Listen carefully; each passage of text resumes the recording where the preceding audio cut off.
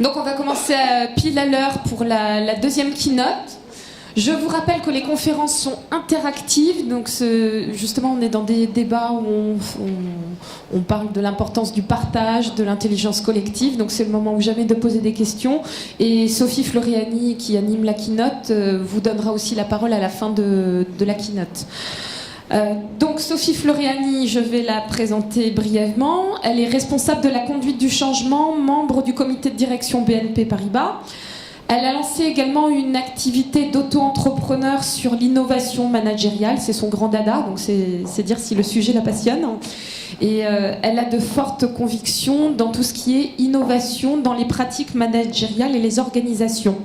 Donc je passe sur les références clients, etc., tu le diras. L'idée, c'est d'arriver à une entreprise performante. Et le sujet du jour, cette keynote, c'est de voir comment la philosophie de l'entreprise libérée prend corps dans la vraie vie. On est souvent dans la théorie. Là, l'idée, c'est, je l'espère, enfin c'est ce qui est entendu, c'est d'avoir des témoignages concrets, de montrer que c'est pas du pipeau, l'entreprise libérée. Voilà. Et donc, on a jusqu'à midi, à peu près. Merci. Merci Pascal. Alors, je suis exactement dans la DSI de l'International Retail Banking chez BNP Paribas. Donc, je vais, avant de commencer, présenter les intervenants qui ont fait le plaisir d'être présents ici aujourd'hui. Donc, Jean Prévost. Donc, après quelques années dans l'automobile chez Renault, puis dans le conseil en stratégie chez Mars & Co, Jean a rejoint AXA en 1999.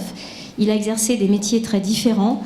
Mais une constante dans ces différents postes et une certitude, c'est le management et l'humain comme clé de la réussite de la performance. Donc depuis mars 2015, Jean, tu es DRH, communication et qualité au sein d'AXA Bank, la banque des clients assurés chez AXA France.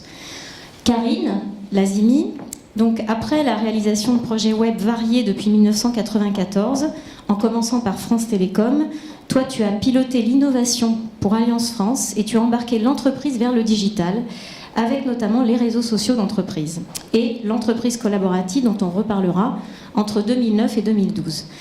En 2013, tu prends la responsabilité de l'expérience digitale et tu te concentres à présent sur l'humain, qui est vraiment notre caractéristique aujourd'hui, dans le monde d'aujourd'hui et de demain, dans l'univers assurance et finance. Et désormais, tu accompagnes tes clients en tant qu'assureur Alliance à Paris avec une expertise entreprise, start-up et big data. Et Franck Perrier, tu es un expert du web et de la mutation digitale des entreprises. Tu as débuté ta carrière dans la communication publicitaire où tu as passé 11 ans chez Saatchi avant de te lancer en 2006 dans l'entrepreneuriat. Depuis 2009, tu diriges une agence conseil, Idaos, et en 2010, tu fondes la Digital Academy, institut de formation dédié à l'acculturation et à la montée en expertise des entreprises sur le digital. Donc on est toujours dans l'humain. Et tu as une trentaine d'experts du web et de grands groupes comme référence. Donc voilà. Nous pouvons donc démarrer cette keynote. Alors, on a posé une question, je ne sais pas si, qui a y répondu sur l'entreprise libérée. Est-ce que c'est un mythe ou une réalité? Donc, qu'est-ce que vous pensez, tout d'abord? J'attends le retour. En tout cas, quoi que soit le retour, nous, on va vous montrer que ce n'est pas un mythe, que c'est une réalité et qu'en tout cas, le mot d'entreprise libérée est très galvaudé, très utilisé, mais il fait référence à des valeurs humaines comme sont l'équité, la confiance, l'autonomie, la coopération. Et tout cela, eh bien, il y a certains éléments qu'on peut appliquer dès maintenant dans nos entreprises et c'est ce qu'on va voir dans la vraie vie avec vous trois. Donc, Jean, toi, tu aimes beaucoup le concept de l'entreprise libérée. Ça signifie déhiérarchiser les structures, mais surtout, avant tout, déhiérarchiser tous les comportements. Est-ce que tu peux nous en parler, puisque ça transforme vraiment la façon de travailler, et notamment chez AXA, tu as fait quelque chose d'assez intéressant. Oui, alors effectivement, pour moi c'est important, avant de parler des structures, de parler des comportements, parce que tout ça, ça ne se décrète pas. Et on est parti avant tout d'une vision stratégique au sein d'AXA Bank, qu'il fallait absolument placer les collaborateurs au centre du dispositif parce que c'est un facteur de performance. Voilà. Donc on a bien une stratégie, nous, qui est taguée Great Place to Work, mais effectivement qui derrière engage réellement beaucoup d'investissements. Et on a lancé un projet, alors on a un autre code interne qui s'appelle le Bureau Libre, mais l'idée derrière ce projet qui est vraiment stratégique, donc porté par la direction générale et dont j'ai la chance d'être sponsor, l'idée effectivement c'est d'aller dans ce sens-là, c'est-à-dire d'investir pour que à la fois le matériel informatique, les espaces de travail, le management, et je dirais également l'ensemble de l'écosystème, y compris les partenaires sociaux, tout le monde soit aligné sur l'objectif qui est d'aller vers plus de responsabilité. Je dirais également un autre sujet, quand on a lancé ce projet, on s'est appuyé évidemment sur des enquêtes, on fait beaucoup d'enquêtes, moi j'aime bien les chiffres, et effectivement on sentait que vraiment les points les plus importants qui ressortaient au niveau des collaborateurs, c'est qu'on les laisse un peu respirer. Donc c'était vraiment la notion de responsabilité et de liberté, de reconnaissance et d'équité. Voilà, c'est tous ces sujets-là qu'on essaie d'aller chercher au travers de ce programme. Et il y a aussi autre chose que tu as vaguement évoqué sans dire le nom, c'est l'exemplarité. Puisqu'en fait, ce qui est difficile pour libérer l'entreprise ou pour amener des éléments de liberté et de libération, c'est que finalement, tout le monde est traité en tant qu'être humain et pas pour son titre, pour son poste. Et ça, c'est ce que tu as fait. Tu en es un exemple vivant. Alors, oui, peut-être un exemple vivant. Disons, alors, l'idée effectivement derrière ce projet, pour peut-être être un peu concret, c'est effectivement de se dire tout le monde est traité de manière équitable, donc il n'y a plus de bureau. Voilà, moi, j'ai plus de bureau, effectivement. Et je suis très bien comme ça. Voilà, donc, et on doit vivre effectivement de la même manière que ses collaborateurs. Mais évidemment, l'idée, c'est pas de dire que ça. C'est-à-dire qu'on a des outils qui nous permettent d'intégralement dématérialiser les processus. Intégralement, donc ça veut dire que c'est quand même des gros investissements, hein, ça ne s'improvise pas du tout, ça se prépare avec beaucoup d'attention. L'idée, c'est qu'effectivement tout le monde peut s'asseoir où il veut, en tout cas organiser sa journée et son espace de travail où il le souhaite. L'idée aussi, c'est de pousser le télétravail. Le télétravail dans une banque, c'est pas quelque chose de si simple que ça. Donc on y travaille très fortement avec l'ensemble des équipes en charge de la sûreté, de la conformité, etc. On est évidemment très réglementé. Une banque, c'est très réglementé. Je dirais, malgré cet environnement-là, l'idée, c'est vraiment de s'assurer que tout le monde va pouvoir aller vers une organisation plus personnalisée de son temps de travail et de son organisation personnelle. Donc ça implique évidemment la valeur confiance et de la mettre en pratique en réalité. Et je sais que tu as aussi, donc par rapport aussi au travail avec les partenaires sociaux, il y a eu un impératif de confiance qui s'est installé, de même qu'avec les collaborateurs. Alors évidemment, quand on parle de responsabiliser, de libérer, le truc qui vient tout de suite derrière, c'est la confiance. Alors là, pour le coup, ça ne se décrète pas du tout. Donc c'est un travail de fond. Je dirais d'ailleurs dans ce programme, qui est un projet pour nous d'investissement lourd, hein, vous l'avez compris, lourd, en fait, l'aspect culturel et managérial est clé. Et je dirais que donc, dans cet aspect-là, ce qu'on fait, c'est qu'effectivement, ce qu'il faut, c'est que les managers se disent, quand on va vers ce genre d'environnement qui se veut plus libéré, c'est pas une perte de pouvoir au niveau du management, c'est juste un job qui évolue avec l'air du temps. Et donc, pour faire ça, là aussi, il faut beaucoup de temps. On a beaucoup travaillé en amont avec les managers sur leur vision du métier, sur comment évoluer les comportements et les attentes des collaborateurs, donc eux-mêmes vers où ils voulaient aller. Donc je pense qu'eux-mêmes se sont beaucoup appropriés ça. À partir du moment où on fait ça, derrière, il faut qu'il y ait des choses concrètes. C'est pour ça que de revoir l'organisation du travail, les aménagements, c'est pas neutre du tout. Le fait de moderniser complètement les espaces de travail, d'avoir évidemment je dirais partout du digital, du numérique, d'avoir des espaces collaboratifs qui ont de la gueule. Mais en même temps, de ne pas avoir ces équipes obligatoirement à côté de soi, d'être donc dans un environnement qui est quand même très différent pour les managers, c'est très concret. Et donc on part d'une intention qui est, on va dire, un peu conceptuelle, c'est un peu moins contrôlé et plus être dans l'animation, l'accompagnement des collaborateurs. Ça reste conceptuel, donc l'idée c'est effectivement derrière d'avoir du concret et donc de changer réellement l'organisation au quotidien pour les managers. Donc c'est ça l'intérêt évidemment dans ce genre de projet. Voilà, donc merci Jean. On a vu donc qu'il y a toute, la libération de l'entreprise implique des transformations dans les façons de travailler pour tout le monde. Je dis bien pour tout le monde. Et donc Karine, on va rebondir là-dessus. Toi, tu vas nous montrer aussi par ton expérience comment en fait rétablir la confiance n'est pas incompatible avec l'aplanissement de la structure hiérarchique. Alors, oui, ça va, c'est bon, ça marche. Il est clair quand, voilà, la confiance, ça marche, on m'entend pas? Et là? Et là, oui, là c'est mieux. Alors l'aplanissement, la confiance, tu me disais. La confiance, elle est essentielle. En 2009, moi j'ai eu la confiance justement du management, puisqu'on parle de confiance, où je suis arrivée à l'époque, quand j'étais Innovation Manager, avec le projet Foot, faire discuter l'ensemble des collaborateurs et de casser certains silos quelque part, puisque en 2009, je vous rappelle, très peu étaient sur les réseaux sociaux, et ça a été pour nous le changement de marque, puisque Allianz s'appelait AGF, et il a fallu en 2 mois exactement mobiliser l'ensemble des collaborateurs. On était 12 000 à l'époque en France, et donc on a mis en place des outils et une plateforme collaborative qui a fait que tout de suite les gens ont pu échanger sur les valeurs de la marque, etc. Et là, vas-y, je t'en prie. Donc ça a changé. Donc Jean disait que ça changeait les façons de travailler, notamment par tout ce qui est télétravail et aussi ce changement dans l'espace de travail, où vous travaillez tous. Et toi, c'est la mise en place de nouveaux outils, donc en tant qu'usage, et donc changement aussi de façon de travailler d'une autre façon. Exactement, puisqu'en fait les outils, vous le savez tous, ce ne sont que des outils. C'est ce que nous souhaitons en faire derrière. Donc il y a la confiance et donner du sens également. Et on a fait en sorte d'expliquer surtout aux employés, voilà ce qu'on a besoin, voilà ce qu'on attend de vous, démultiplier les valeurs et faire en sorte de pouvoir échanger avec vos pairs, avec vos managers, avec donc vos collègues. Et vous pourrez même échanger avec le comité exécutif. Et là, on s'est rendu compte, certains managers venaient me voir en me disant « Karine, tu plaisantes, ça veut dire que mon collaborateur va poser une question au président. » J'ai dit « So what ? C'est pas grave. » J'ai dit « Fais confiance. Quand tu vas pas, je disais à certains managers, quand vous les envoyez en réunion, vous n'êtes pas avec eux en train de leur tenir la main. Quand parfois certains collaborateurs échangent, ils vous mettent pas en copie, no panique, c'est pas grave. » Et en fait, il faut faire confiance, et on a eu raison, puisqu'on a mis en place des guidelines, des règles, et on s'est rendu compte que les gens savent se tenir, sont bien élevés, ne font pas de faux pas, et je vous assure, 0 dérapage. J'ai eu droit au syndicat, à tout ce qui allait, mais nickel. On l'a même fait justement en partenariat. Les premiers, tout le monde disait « mais non, tu plaisantes, les règles, ça va être très compliqué ». Mes prescripteurs, ça a été la direction juridique, la conformité, la RH. C'est pas forcément les communicants que je suis allée voir pour justement vendre l'idée au COMEX.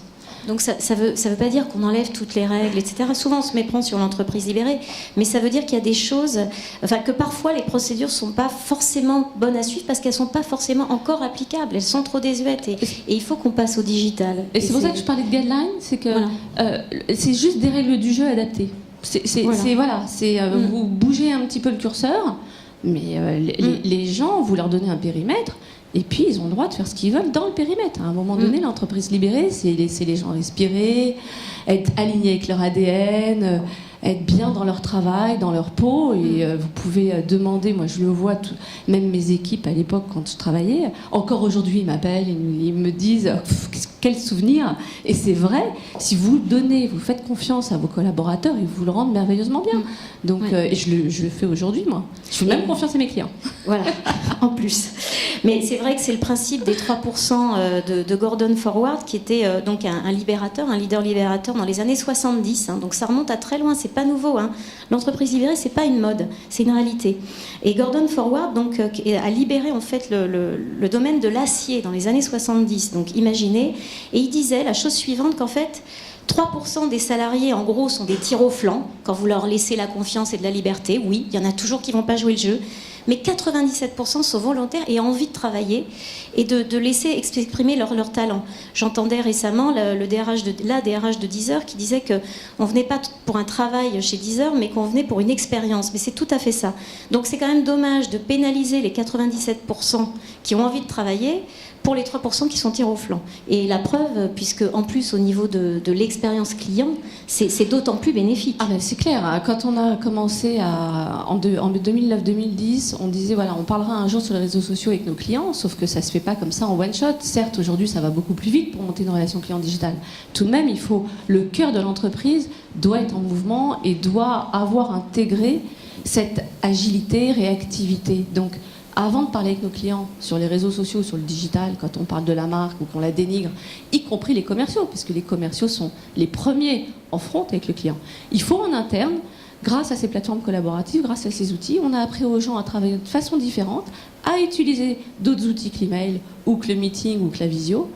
Et du coup, quand il a fallu vraiment accélérer, en 2013, industrialiser ce qu'on avait mis en place au niveau innovation, c'est-à-dire la relation client digitale sur les réseaux sociaux, Facebook, Twitter et les forums et autres. Du coup, l'entreprise qui avait progressivement appris en interne sur les plateformes collaboratives, appris à travailler et à changer avec les autres. Donc la transformation, elle s'est faite de l'interne vers l'externe. Et aujourd'hui, un client, facilement, il y a de plus en plus des personnes qui sont habilitées à prendre la parole, à discuter sur Twitter, pour parler business et pas uniquement parler de la dernière campagne de télé. Non, c'est vraiment, monsieur le client, pas de souci, on va trouver une solution. Il n'y a pas de problème avec des solutions. Mais ça prend pas juste comme ça en 2 secondes. Donc, il faut embarquer ces équipes, il faut leur faire confiance et leur donner les clés, leur donner du sens. Et c'est clair que la relation client digitale, aujourd'hui, ça va beaucoup plus vite parce qu'en 2009, tout le monde n'était pas sur les réseaux sociaux. Mais même si ça va plus vite aujourd'hui, il y a tout de même des process, il faut le penser, il faut embarquer tout le monde. Et donc, alors, toi, tu as un parcours atypique puisque tu es passé de l'innovation digitale chez Allianz à agent général d'assurance. Comment tu peux, qu'est-ce que tu as tiré du digital? Comment tu travailles? Est-ce que c'est différent? Est-ce qu'on peut dire que l'humain et le digital, c'est conciliable et c'est même réconcilié ou pas? On va dire qu'effectivement, c'est la geek qui est allée dans le réseau physique, comme certains ont dit. Et moi, je leur dis non, c'est la même chose. En fait, c'est un seul et même monde. Et j'ai souhaité aller à la rencontre, effectivement, de tous ces clients. On va dire que je m'occupais de 5 millions de clients pour le risque de réputation et la relation client digitale. Aujourd'hui, je m'occupe de 2500 clients et plus, puisque ça grossit progressivement. Je fais de la haute couture, effectivement, à Paris. Et je m'occupe du particulier jusqu'aux entrepreneurs, tout, santé collective, dommages, bref, patrimoine. Et on a une équipe. Et clairement, c'est de l'humain. Ce que je peux retenir, c'est que c'est du service, de l'agilité. Juste là, pendant 3/4 d'heure, je suis avec vous, mais j'ai mon équipe au cas où il y a quelqu'un, il y a une urgence. Mais clairement, moi, je donne mon numéro de mobile à mes clients, à des collègues de toutes marques confondues, me disent, mais t'es une folle, toi. Je dis, attendez, vous faites pas ce métier si vous voulez pas être dans l'humain. Si vous voulez pas avoir les gens, faut changer de boulot. On n'est pas sûr, en tout cas. Je veux dire, normalement, vous devez être joignable, donner votre mobile, avoir envie de recevoir les gens, ceux surtout qui sont pas contents. Non, mais parce que c'est ça la relation client. C'est pas de vendre un contrat et se dire, allez, on se voit dans 10 ans. Hein. Non, c'est accepter que les gens viennent vous voir en vrai, débouler à l'improviste, avoir des problèmes, trouver des solutions.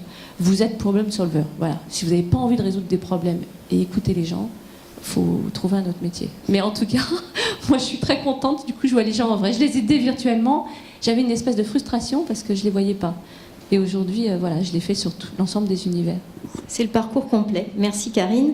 Alors Franck, on a vu des 2 témoignages de Jean et de Karine que les transformations, ça peut marcher, mais quand même pas n'importe comment. Et qu'il y a vraiment une importance de la prise de conscience du dirigeant et d'embarquer tout le monde.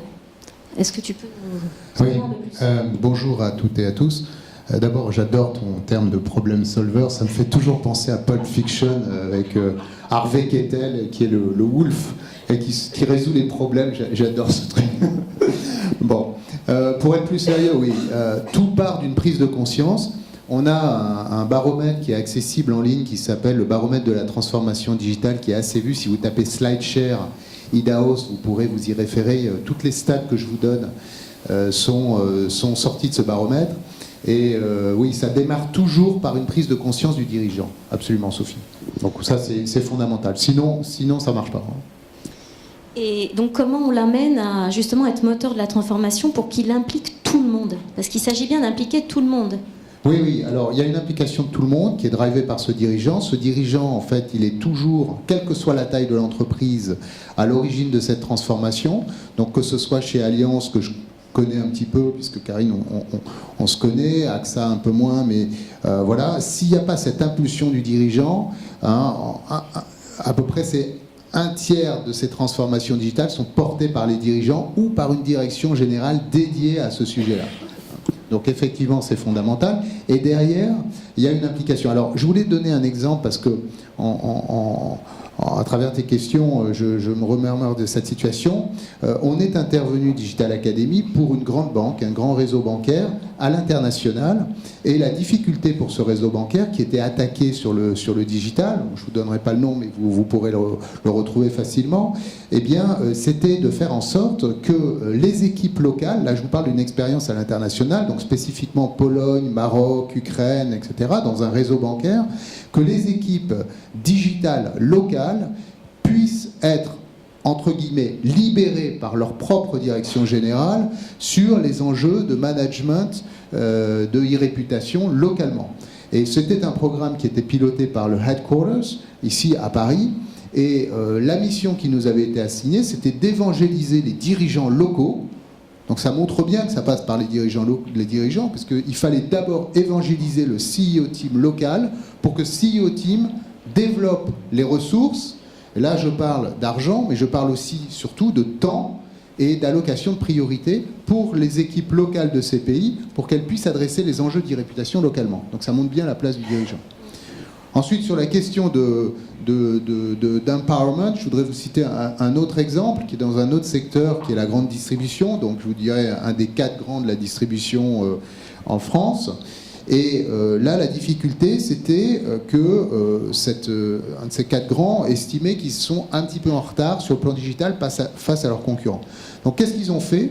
D'abord, la décision a été prise par le CEO, encore une fois, de mener un programme de formation, là pour le coup, sur les équipes de la centrale d'achat, c'est-à-dire à peu près 700 personnes. Donc vous dites, ok, formation des équipes de la centrale d'achat au digital, on va former les gars du marketing, hein, puisque dans une centrale d'achat, vous avez des acheteurs, mais vous avez aussi des marketeurs qui s'occupent de la PLV, de la radio dans les stores, de la gestion des parkings et des affiches, qui s'occupent des rayons, etc. On va former les gens qui sont au marketing. Non, pas du tout. Il a voulu former 100% des équipes. 100% des équipes dans une formation présentielle, pour celles et ceux d'entre vous qui connaissent un peu cette terminologie. Et on a créé, Digital Academy a créé 3 programmes. Un programme de sensibilisation pour la plus grosse partie du personnel, c'est-à-dire 450-500 personnes. Un programme de perfectionnement pour à peu près 200 marketeurs, qui ne sont pas tellement spécialisés dans le digital, mais dans d'autres techniques du marketing. Et un programme d'expertise pour les 40 personnes du digital, ou qui touchent au digital, pour que ces personnes-là renforcent leurs expertises sur des segments spécifiques du digital. Donc là encore, vous voyez, on peut se dire pourquoi est-ce qu'on va embarquer les 500 qui n'ont rien à faire avec le digital, a priori, dans les fonctions achat, juridique, RH, encore que RH est très lié au digital. Bon, eh bien, la logique, c'était de ne pas freiner cette transformation. Si vous voulez que l'intégralité de l'entreprise adhère, il faut bien que vous embarquiez l'intégralité de l'entreprise d'une façon ou d'une autre. Tout à fait, merci. Et alors, je pensais à une question aussi qui revenait, un sujet qui revenait, c'était la reconnaissance. C'est le fait de reconnaître les talents, reconnaître les gens, pour pouvoir leur permettre d'être innovants, de proposer le droit à l'erreur, etc. Donc je sais que vous avez tous des expériences là-dessus. Jean, tu as une expérience par rapport à une reconnaissance collaborative. Oui, ça marche. Oui, en tout cas, la reconnaissance, c'est clé. Hein, évidemment, en plus, je suis vraiment d'accord sur le fait qu'il y a une impulsion au niveau du comité de direction par rapport à ces projets-là. Hein. De toute façon, c'est beaucoup d'investissement. Tout compte. Nous, c'est un des plus gros projets d'investissement pour notre banque. Hein. Et la reconnaissance, évidemment, si on touche pas au système de reconnaissance et qu'on ne va pas vers la reconnaissance, par exemple, du droit à l'erreur, des choses comme ça, c'est très important. Et il faut absolument aller vers ça. Et on a mis en place, c'est vrai, un pilote depuis quelques mois. On verra ce que ça donne, qui est assez original, un peu audacieux. Il s'agit effectivement de donner la main à n'importe qui, pour reconnaître n'importe qui. Voilà. Donc c'est bien une logique de reconnaissance collaborative, intégrale, c'est du digital, donc c'est très ludique. Évidemment, tout le monde, on a plafonné, on a droit à 3 reconnaissances par collaborateur, enfin c'est déjà pas mal, et chaque reconnaissance, on appelle ça un tag, vaut quelques euros. Hein, donc c'est bien une reconnaissance financière. Et c'est ça qui est intéressant, et ça je pense que c'est puissant. Le fait de mettre quelques euros n'est pas neutre, en tout cas c'est vis-à-vis des collaborateurs de leur donner ce pouvoir de reconnaître, c'est en tant que tel déjà de la reconnaissance et de la responsabilisation. Et évidemment, pour les collaborateurs qui reçoivent ce tag, à chaque fois, évidemment, c'est une reconnaissance aussi des collègues, du travail accompli, de ce qu'ils sont, de la manière dont ils se sont comportés. Et évidemment, pour nous, ça va être important de suivre cette expérience. Pour certains, ça s'appelle jeter de l'argent par la fenêtre, peut-être. Pour d'autres, au contraire, c'est l'investissement dans l'humain. Moi, très sincèrement, là-dessus, je ne veux pas être bisounours. On a porté ce sujet-là et on va regarder de près les enseignements. Il ne s'agit pas, évidemment, de faire n'importe quoi. Les managers sont très pushy. Tout à l'heure, je parlais de l'accompagnement de managers. On m'avait dit, maintenant, les managers, pour eux, ça va être horrible, ils perdent leur pouvoir. C'est pas vrai. En tout cas, ils ne le prennent pas du tout comme ça. Avec les partenaires sociaux, pareil, on a beaucoup travaillé ce sujet, ça se passe bien. Voilà, donc en tout cas, on a là aussi, j'ai de bons espoirs, mais honnêtement, j'attendrai effectivement d'avoir le suivi de près de ces indicateurs dont je parlais tout à l'heure, m'assurer que globalement, évidemment, ça porte ses fruits. Rendez-vous. Oui, encore quelques mois.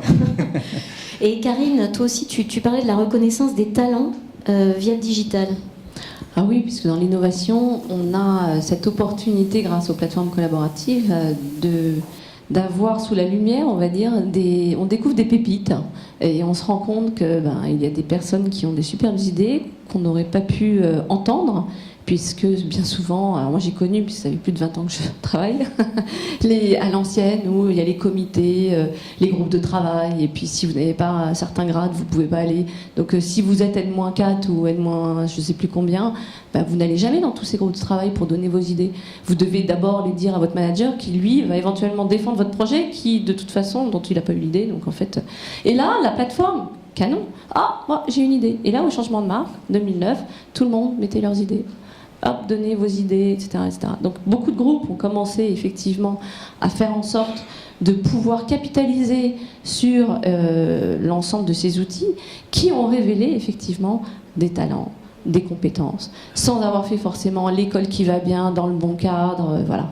Vous pouvez vous rendre compte que certains ont été même autodidactes, étaient en front avec le client, et sont plus pragmatiques, agiles que certains qui ont fait des très grandes écoles, et qui... Donc ça laisse une chance à tous, et on va dire qu'on pourra tendre vers le rating, comme on le fait, on va dire aujourd'hui, il y a certaines startups. Moi, ce qui est génial, c'est qu'en tant qu'assureur, j'adore les industries, j'aime les particuliers, mais j'ai aussi des jeunes startups qui viennent me voir. Je trouve ça canon de pouvoir rater les talents. Voilà, l'autre jour, j'ai une startup qui est venue me voir, elle me dit, Karine, certains assureurs, ils n'ont pas compris ce que je faisais. Il n'y a pas de souci, on va regarder. J'ai besoin d'une responsabilité civile. Oui, mais pourquoi? Ah, parce que moi, j'ai des jeunes talents, ils sont étudiants, et c'est les entreprises qui les notent. Ah, je dis super. Et on ne prend pas seulement les gens des grandes écoles. Toute personne, et c'est l'entreprise, en fonction de son travail, qui va noter. Donc moi, je trouve ça canon. Ça veut dire que c'est le collaborateur, du coup, qui est noté et reconnu par les autres. Ça rejoint effectivement l'idée... mais voilà. Parallèle avec Uber, même si c'est tout à fait une autre façon enfin voilà, c'est une autre entreprise, hein, c'est pas dans les mêmes domaines, mais c'est vrai qu'on note bien les chauffeurs. Donc quelque part, c'est une reconnaissance de la prestation du chauffeur. Et ce qu'on peut dire aussi, si vous êtes d'accord, et là je me tournerai vers Franck, c'est que finalement, une de ces valeurs principales de l'entreprise ibérique est la reconnaissance aussi. Elle est accélérée, en fait, elle est facilitée par l'utilisation du digital. Oui, oui, absolument. Et sur Uber, tout le monde sait évidemment qu'on est aussi noté, nous, en tant que passagers. Hein. Donc, voilà. Alors, moi, j'ai dû gueuler une fois parce que j'ai eu une mauvaise note. Donc, ils ont dû pondérer à la baisse. Donc, sur cette idée de valeur et d'accélérateur, et pour rebondir sur ce que disent Jean et Karine, je voudrais partager une anecdote qui part d'un constat. Pour que cette libération, elle marche, il faut absolument qu'elle soit exécutée, de mon point de vue, dans une logique bottom-up. C'est-à-dire que je vous ai dit un peu plus tôt que les dirigeants étaient moteurs de cette transformation, mais dans l'exécution, si vous ne mettez pas en place une stratégie qui part de la base, vous avez de grandes chances d'échouer. Et pour vous peut-être illustrer ce propos, Sophie, je voulais raconter une autre expérience qu'on a menée dans un autre secteur qui est l'immobilier. Sur ce secteur de l'immobilier, on a eu un programme de transformation digitale l'année dernière et on a mis en place un tas de choses, des sondages internes, des entretiens, etc. Et puis on a fait du design thinking, ou en français peut-être de la co-création, c'est-à-dire qu'on a créé des thématiques de travail sur lesquelles on a fait venir des clients externes ou des acteurs de la communauté, parce que la promotion immobilière, ça s'insère beaucoup dans tout ce qui est le lien social, qui est très important aujourd'hui à notre époque, dans le contexte politique et sécuritaire qui est le nôtre. Donc, on a créé des groupes de travail thématiques sur lesquels on a fait venir des gens de l'externe qui ont réfléchi avec les gens de l'interne au fait de réinventer les parcours clients selon les thématiques de ces ateliers. Et en termes de reconnaissance et d'accélération, ce qu'on a fait, c'est d'une part, on leur a fait dessiner les parcours clients actuels, sans digital, et on leur a demandé de réinventer ces parcours avec l'aide du digital. Et dans ces sessions de travail, qui duraient une journée chaque fois, on a des expériences vraiment incroyables de gens de l'externe qui disaient à des gens de l'interne « Ah bon, vous faites tout ça ? Vous faites tout ça pour nous, clients ?» Et il y avait les gens de l'interne qui étaient tellement radieux, tu vois, parce qu'ils se rendaient compte pour la première fois que la reconnaissance, elle venait de l'interne, comme vous l'avez bien dit dans vos programmes, mais aussi de l'externe, parce que pour la première fois, il y avait des vrais gens, des vrais clients, qui leur expliquaient, dans des fonctions qui parfois étaient des fonctions de back-office, que leur boulot était formidable. Et ils n'avaient jamais entendu ça. Jamais. Donc ensuite, tu as une sorte de réalité, par rapport à la question que tu posais, Sophie, au départ, mythe ou réalité, tu as une vraie réalité qui peut se déclencher. Et du coup, ça facilite beaucoup derrière les programmes. Alors ensuite, on continue le programme sous d'autres formes, mais ça a été un vrai déclencheur. Et ce qu'on a fait, qui était assez sympa, c'est qu'on a voulu donner un format visuel pour garder ces moments clés. Donc on ne les a pas pris en vidéo, ce qui était l'idée au départ. On a fait un roman photo, style nous deux, ça existe encore, nous deux, je ne sais pas si ça existe encore. Donc on a pris des photos, et puis on a reconstitué des sortes de romans photos de ces sessions-là, ce qui permettait de mettre les vrais mots dans la bouche des gens, et en même temps d'avoir un peu de souplesse dans l'exécution, parce que la vidéo, tu peux pas trop tricher, parce que on n'a pas triché, mais ça nous a permis de prendre l'essentiel des mots et de garder une trace visuelle. Donc les gens ont une espèce de roman photo, de témoignage de ce qui se passait. C'était très très sympa et très puissant. Bah, écoute, merci Franck, merci tout le monde. Alors juste pour terminer là-dessus, puisqu'on est tous les quatre, en tout cas dans le domaine banque assurance et aussi dans la reconnaissance, même si c'était avant l'époque du digital, il y a une assurance qui s'appelle USAA, si vous la connaissez, qui donc a complètement libéré l'entreprise, hein, c'est Gordon Forward, c'est McDermott. Et lui, en fait, il disait, il était basé un centre d'appel, d'assurance au Texas, à San Antonio. Bon, un centre d'appel, au départ, c'est pas très glamour, comme on le voit par le passé. Et il a voulu vraiment changer complètement la façon de travailler des gens, en leur disant maintenant vous allez servir le client, moi je vais vous former dans ce qui vous intéresse. Donc si vous voulez développer des talents en philo, je vais vous former en philo, etc. Et en plus, il faut vraiment insister sur la procédure. Ok, il faut la suivre, c'est important, mais parfois il faut savoir déroger aux procédures. Et il y a une anecdote que je vais vous raconter qui est arrivée. C'est qu'un jour, une cliente de l'assurance appelle le call center, tombe sur une dame et lui dit « Écoutez, je suis en panique totale, mon mari a Alzheimer, il est parti de la maison, je ne sais pas du tout où il est, je sais que ce n'est pas votre job, mais est-ce que vous pouvez m'aider à le retrouver ?» Et en fait, l'employé du call center de cette entreprise d'assurance a retrouvé le mari par le biais de la carte de crédit. Tout ça pour dire que donc tout le monde était ravi, et c'est dans la publication officielle des journaux internes de l'entreprise. Et il faut savoir qu'actuellement, cette entreprise, c'est la 5e compagnie d'assurance de maison aux États-Unis. Donc, quand on a de la reconnaissance, quand on est au service du client, pour un peu tous essayer de synthétiser en une phrase, eh bien, ça marche. Donc, on espère que suite à cet échange, et avant que vous posiez vos questions, le pourcentage, est-ce que l'entreprise libérée est un mythe ou réalité, s'inverse. Voilà. Donc, on est à votre disposition pour les questions.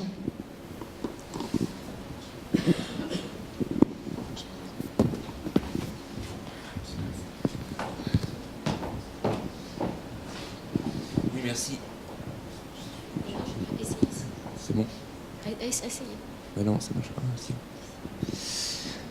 Oui, bonjour. Benoît Debay, je suis un des leaders libérateurs de mon cabinet de conseil.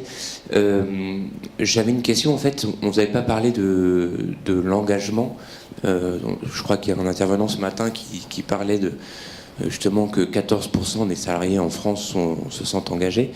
Et je pense que dans ce mouvement entreprise libérée, entreprise responsabilisante, un des points essentiels, c'est justement d'engager les collaborateurs. Et très souvent, c'est peut-être les premières actions sont peut-être dans les freins qui existent dans l'organisation, les objectifs, la culture, voire même le manque de transversalité qui existait avant. Et par rapport à ces sujets-là, je m'adresse à Jean et Karine.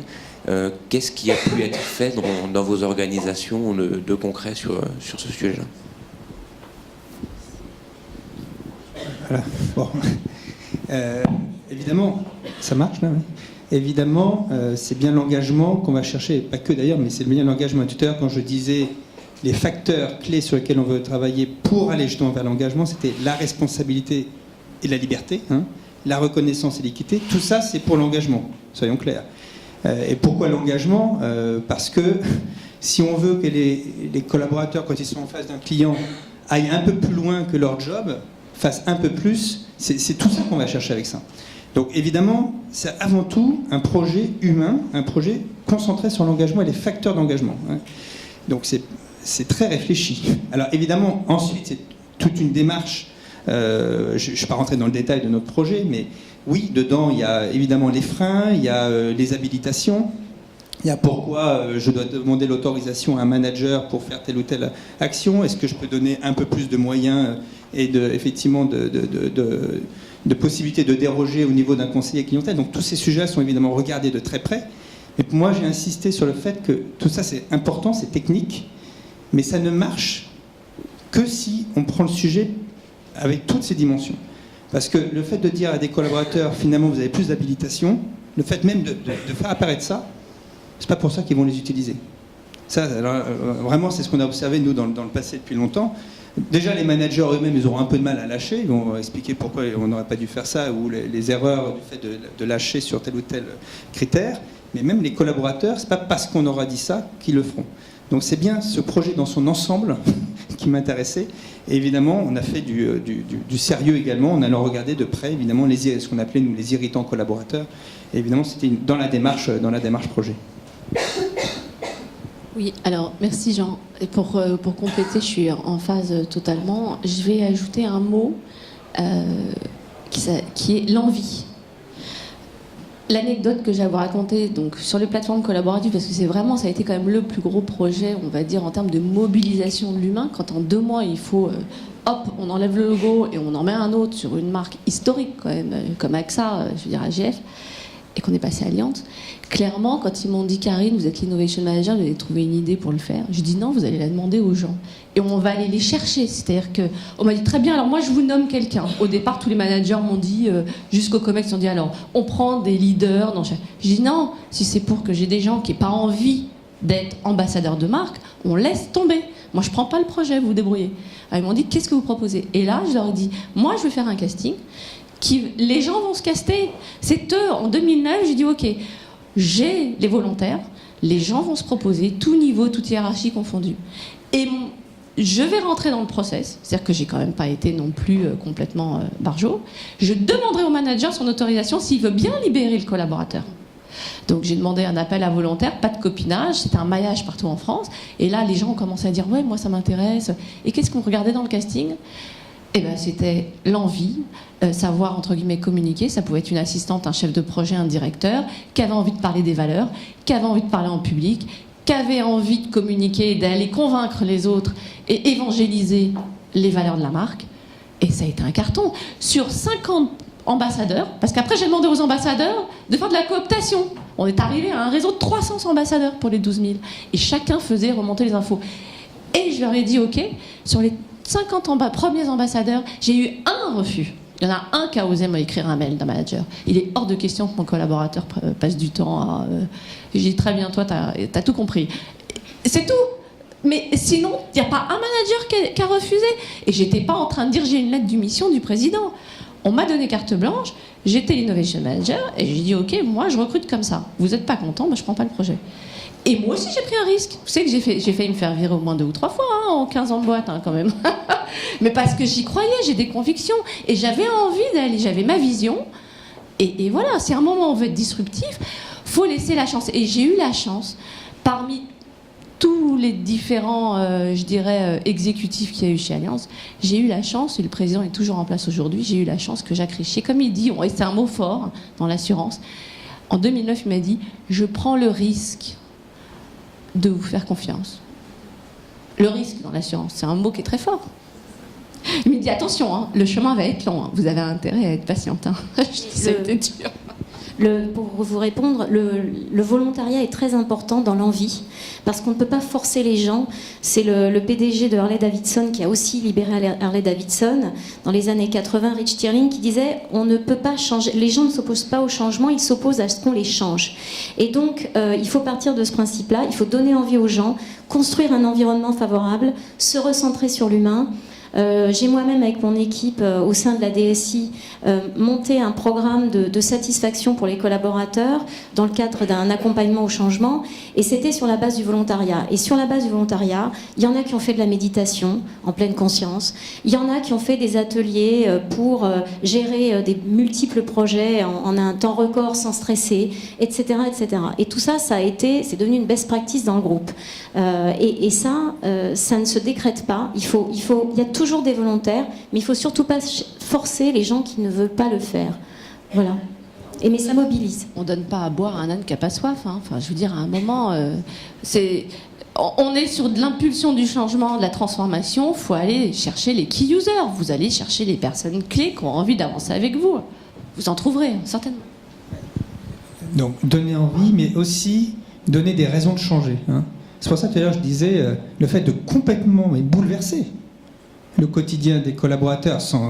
Le but n'était pas de les mettre en difficulté parce que tout était très préparé. Ça oblige aussi au changement. Donc c'est bien les deux axes. Mais donner envie, c'est absolument essentiel. Mais franchement, je pense qu'il faut aussi avoir des raisons concrètes de changer. Est-ce qu'il y a une autre question dans la salle ?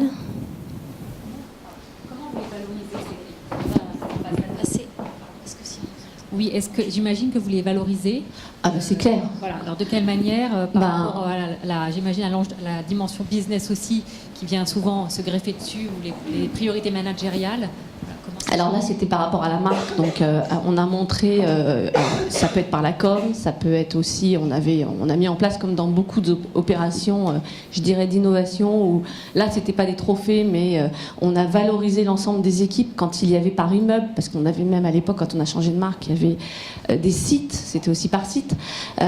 Donc, il y a eu valorisation des équipes, des ambassadeurs, chacun avait raconté son histoire, enfin, et c'était porté au plus haut niveau. Donc, on en revient au même sujet. S'il y a un lead et au plus haut niveau, les gens répondent, c'est-à-dire que la valorisation, elle s'est faite par la plateforme collaborative. Et là, c'est encore une fois, on revient aux outils pour être agile et faire en sorte que tout le monde, parce que tout le monde ne pouvait pas être réuni sur un même site quand vous êtes 12 000, grâce à ces plateformes. Je me rappelle, en 2009, les collaborateurs posaient des questions. La reconnaissance, elle a été passée par le fait que le président lui-même répondait à chaque question de chaque collaborateur qui était posé.